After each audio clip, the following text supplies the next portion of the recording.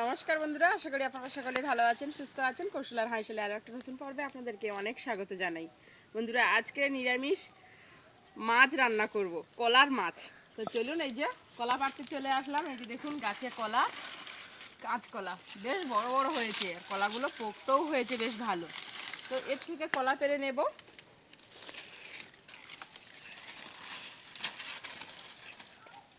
হাতে পাবো তো?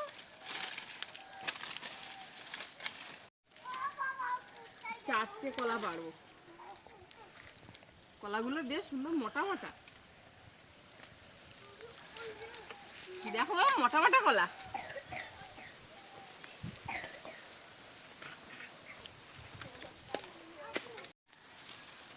চারটে কলা পেড়ে নিয়েছি, যে চারটে কলাতে হয়ে যাবে।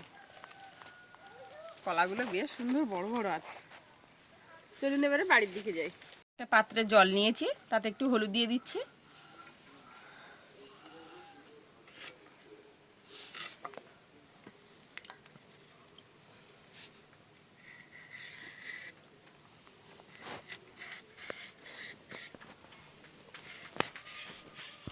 সব কলাগুলো ছাড়িয়ে নিয়েছি। এবারে আমি মাছের মতো পিস করে কেটে নেব।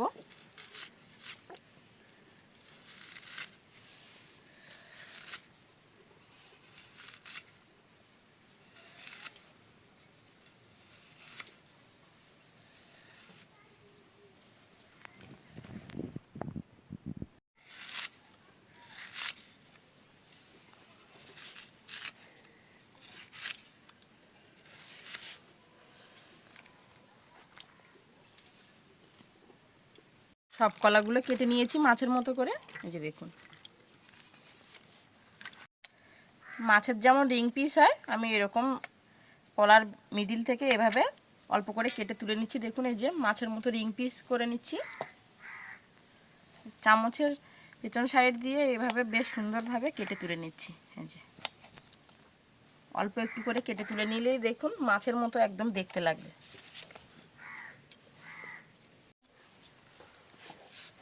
সব কলার পিসগুলো একই রকমভাবে মাছের মতো শেপ দিয়ে নিয়েছি।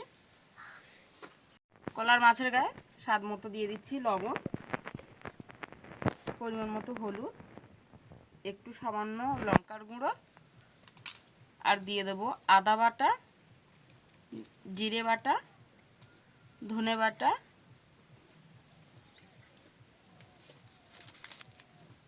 মিট মশলা, গরম মশলা, আর দিয়ে দিচ্ছি বেসন। সুন্দর করে মাখিয়ে নেব।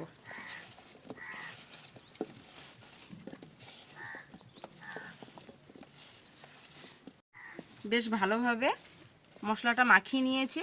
আর এদিকে আমি উনুনটাতে কাঠ দিয়ে রেখেছিলাম, দেখুন এই যে জ্বলে গেছে। কড়া বসিয়ে দেব। তেল দিয়ে তেল গরম করে নিয়েছি।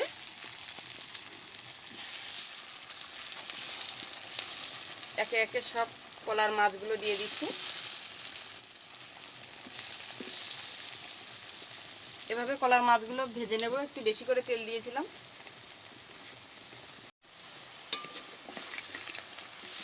উল্টে এই পিঠটাও বেশ ভালো করে ভেজে নেব।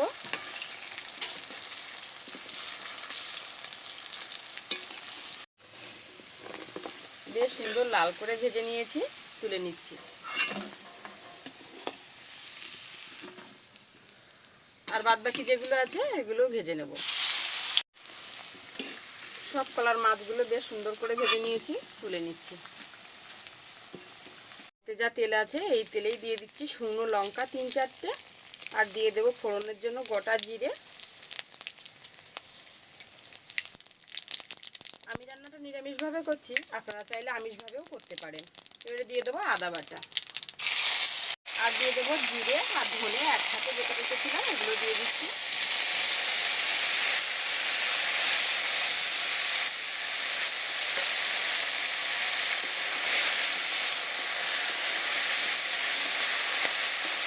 তাহলে স্বাদ মতো লবণ দিয়ে দেবো।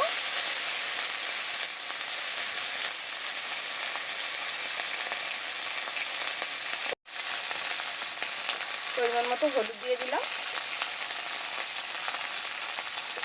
আর দিয়ে দেবো সামান্য একটু লঙ্কার গুঁড়ো।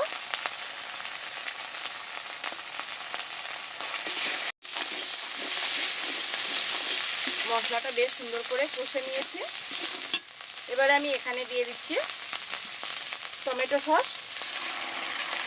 আপনারা চাইলে এখানে টমেটোও দিতে পারেন, আমার কাছে টমেটো নেই বলে সস দিয়ে দিচ্ছি।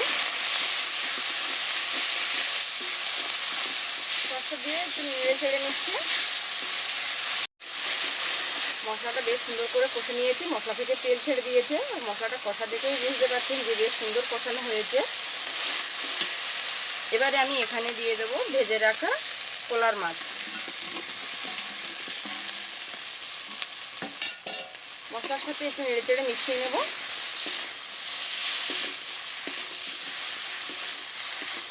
নেড়ে চেড়ে বেশ সুন্দর করে মিশিয়ে নিয়েছি। এবারে আমি এখানে স্বাদ পরিমাণ মতো জল দিয়ে দেবো।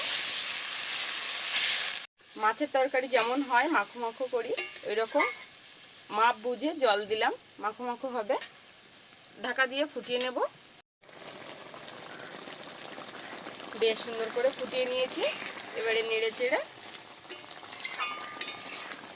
বাদ বাকি আর যা মশলা আছে দিয়ে দেবো। একটু দিয়ে দিচ্ছি মিট মশলা, শেষ বেশ দিয়ে দেবো একটু গরম মশলা, ধনে পাতা।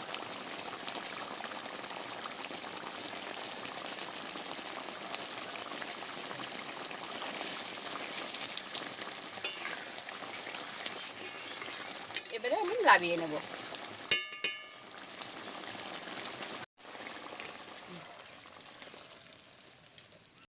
নিরামিষি মাছ, নিরামিষি কলার মাছ।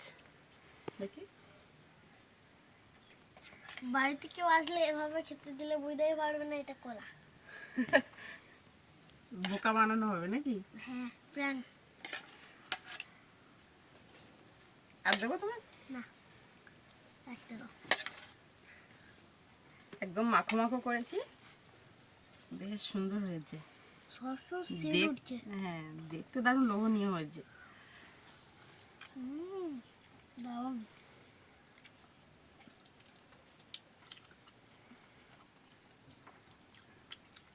নিরামিষি কলার মাছের তরকারি দারুণ লেগেছে, টেস্ট খুব সুন্দর হয়েছে।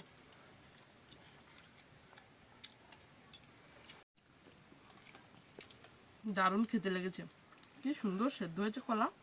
কলাটা পোক্ত কলাটা দারুণ লেগেছে খেতে।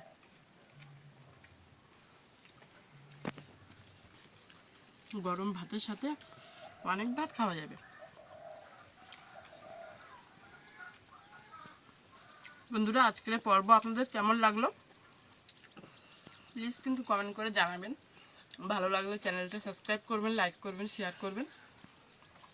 ডেলি কৌশল হাঁসেল দেখতে থাকবেন। দারুণ হয়েছে বন্ধুরা নিরামিষি কলার মাছ। তো বন্ধুরা, দেখা হচ্ছে খুব শীঘ্রই নতুন পর্বের সাথে। ততক্ষণ আপনারা ভালো থাকবেন, সুস্থ থাকবেন, সাবধানে থাকবেন। আর এতক্ষণ সাথে থাকার জন্য অসংখ্য ধন্যবাদ।